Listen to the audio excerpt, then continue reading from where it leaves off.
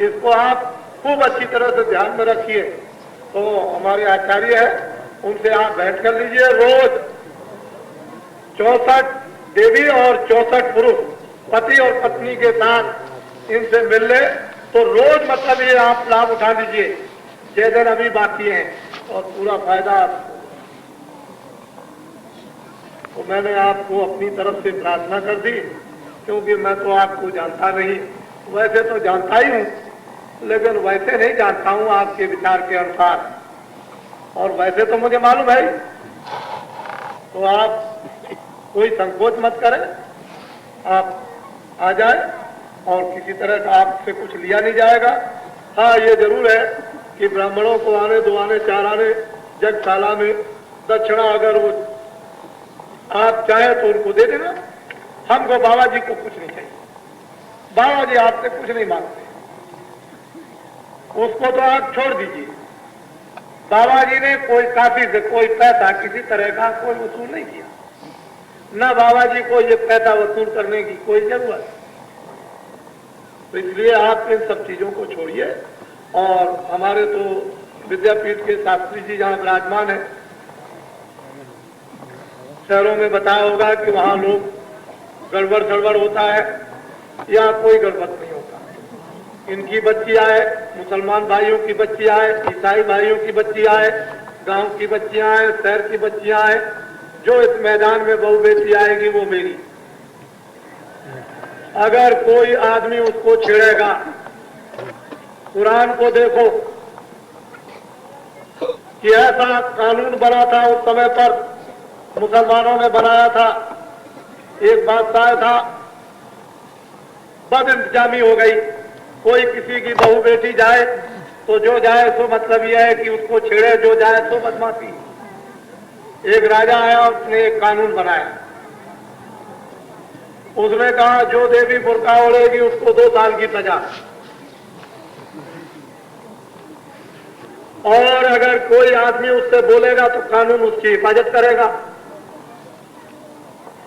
और उस समय पर 10 रुपए का बिकता था गोश्त, तो 4 आने कर दिया। ऐसे ही इतनी महंगाई हो गई तो उस राजा ने इतनी सख्ती कर दी। उस समय पर काजी और मुल्ले, उन्होंने कहा ये क्या, फतवा बोल दिया।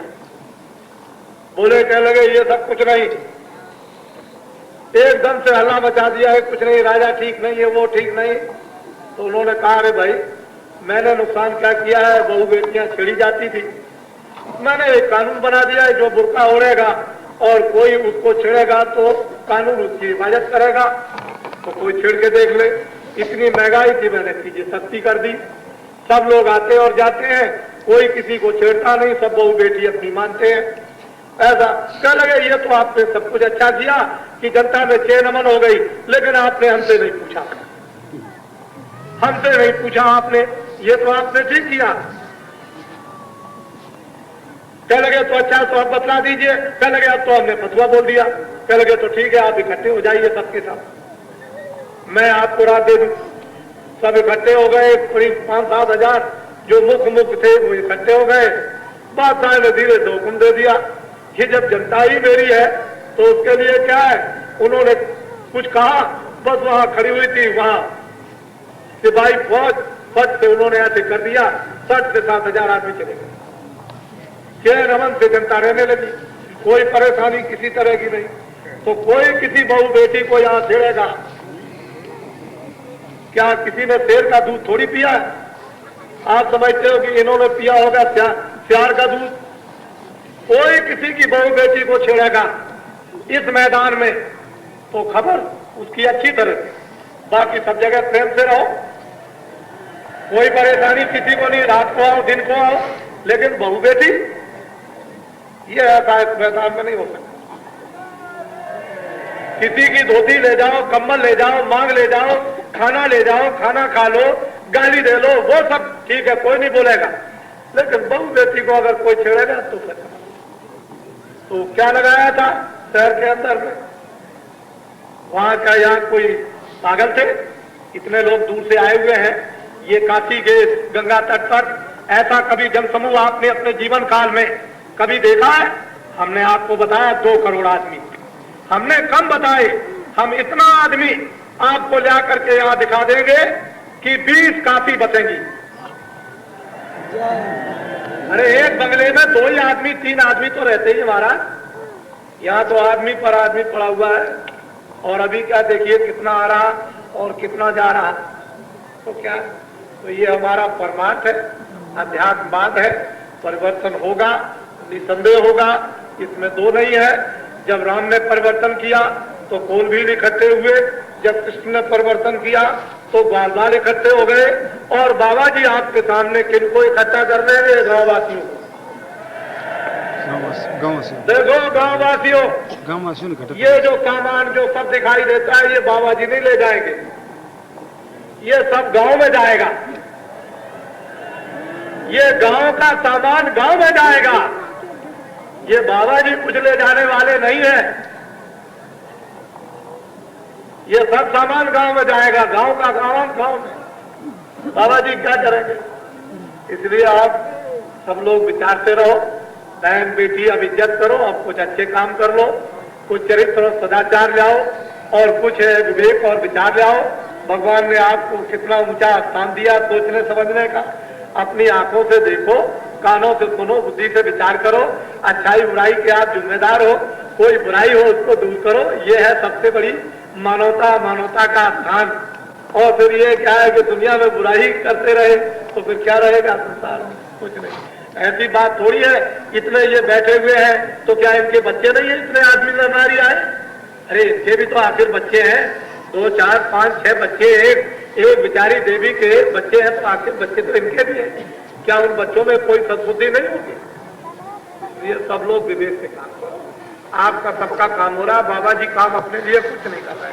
सबको भोजन, सबको कपड़ा, सबको मकान, सबको सब चीजें मिले, रहने को स्थान मिले, सब समृद्ध बने, सब खुशहाल बने, समाज खुशहाल हो, मानव खुशहाल हो, मानव जाति खुशहाल हो और देश खुशहाल हो और समृद्ध हो और हीरे और जवाहरात गांव की नारियां भी पहने। बाबा जी की तो ये कामना है।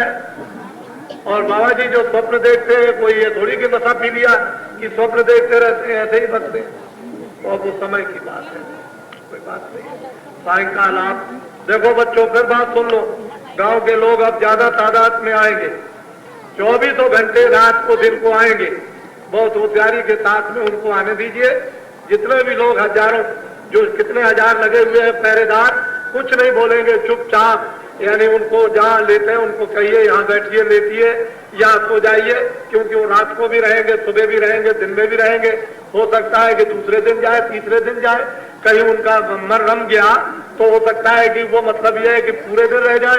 तो आपको तो देख रेख करनी पड़ेगी। बहुत प्यार से, सद्भाव से आने दीजिए। हाँ ये ठीक है, कोई गलत काम करता हो तो उसकी बात करो, जरा देखो, उसकी निगरानी करो और उसको समझाओ बुझाओ कि भाई देखो ये गलत काम करने का स्थान नहीं है। बहुत गलत काम किए होंगे, यहाँ कुछ अच्छा काम कर लो। और वो जो आदमी ले जाता है कुछ यहाँ से, वो कभी नहीं फलता फूटता, उससे तो मैं ब्याज की सब निकाल दिया जाएगा, एक ही दफे सब चलाएगा, कुछ नहीं रहेगा। वो ये मन का धन उसका होता है बेचारे का। अच्छा, जय गुरुदेव। जोर से बोलिए कि भगवान के दरवाजे तक आवाज जाए, जय।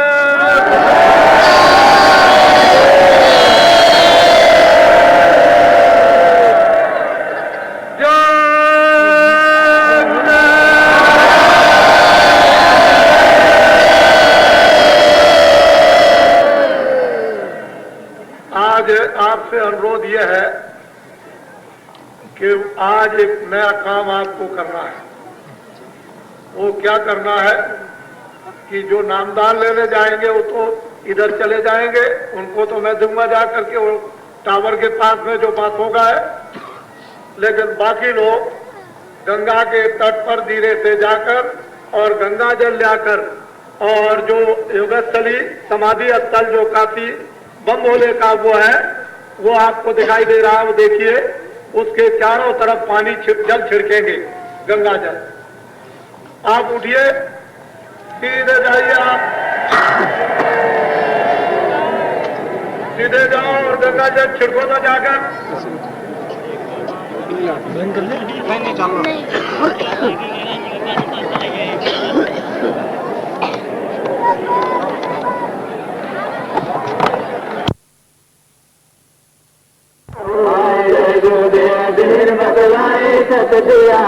टॉर्च નથી આપણે ને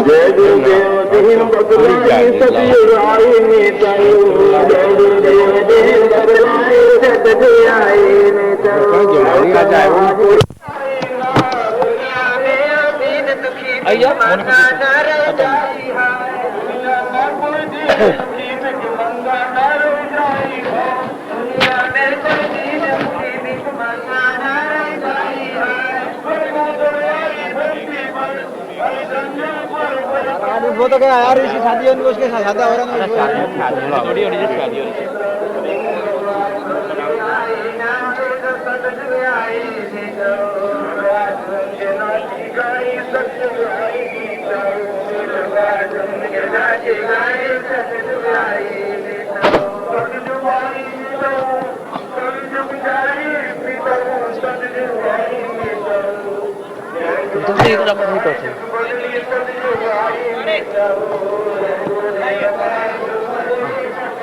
मनु काका ने मनु काका चालू जो बड़ा चालू जो તમે રાખો કામ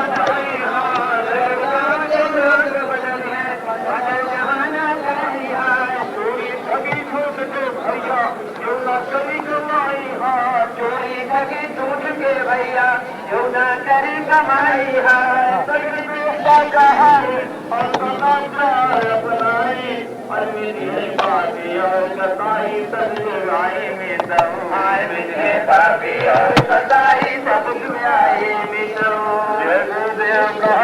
बदली सब बदली सब जुआए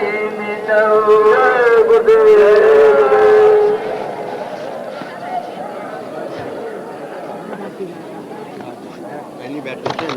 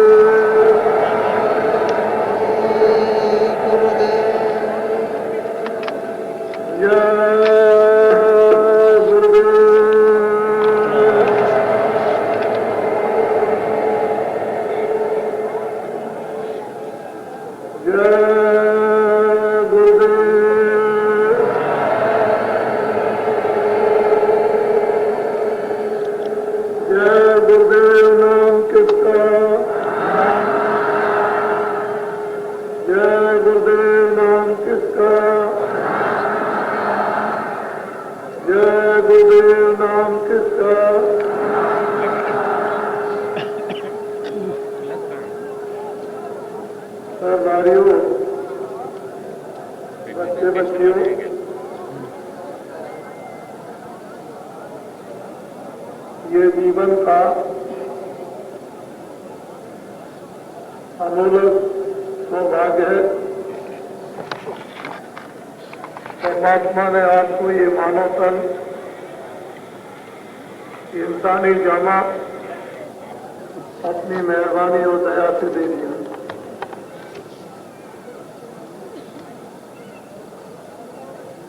ये मानो मनुष्य शरीर बड़ी अनमोल निधि है। अनेकों जन्मों के कष्टों, तपस्याओं, सेवाओं, दान पुण्यों से त्याग और वैराग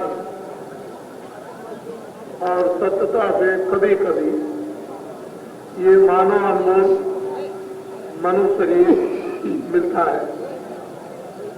सबसे ऊंचा स्थान उस परम पिता परमात्मा ने इस मृतलोक में आपको दे दिया।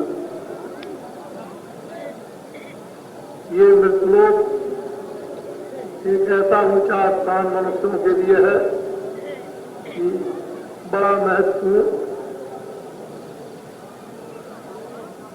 इसी स्थान पर इस मानव तन के द्वारा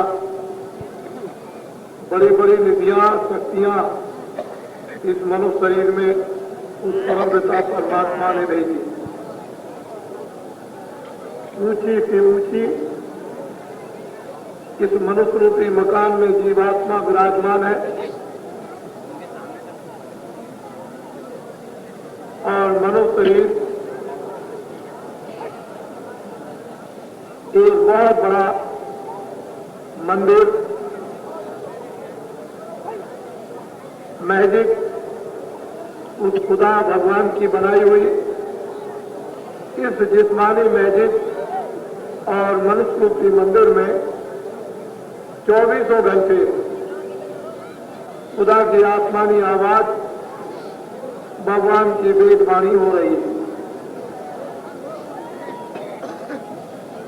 ऋषियों मुनियों महात्माओं ने जिस तपस्या त्याग और वैराग की गाथा गाई और हमको त्याग और वैराग जो सिखाया, सबसे प्रथम ये कि काम क्रोध लोभ और अहंकार जो परमात्मा की प्रभु सत्ता से जीवात्मा को अलग किए हुए हैं, इन पर हम लोगों का नियंत्रण अधिकार होना चाहिए। जब तक काम क्रोध लोभ मोह अहंकार ये समझ में नहीं आएंगे, तब तक आप मानव धर्म और आध्यात्मिक ईश्वरीय